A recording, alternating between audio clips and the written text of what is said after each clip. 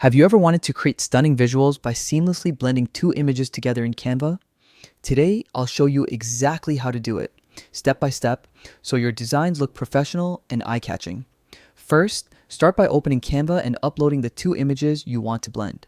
Position one image on top of the other so that you have a clear idea of how you want them to overlap. For a smooth and dynamic fade effect, Canva's Image Blender app is your best friend. Simply select the top image, open the app, and you'll see options for linear or radial blending. Adjust these settings until your images merge seamlessly, creating that perfect soft transition.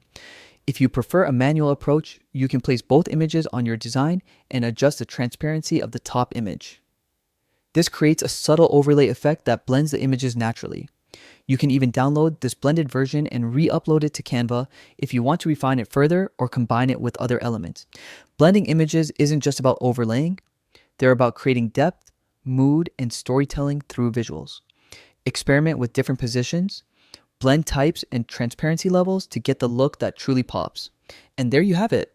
With just a few clicks, you can take your Canva designs to the next level and make your images flow together effortlessly.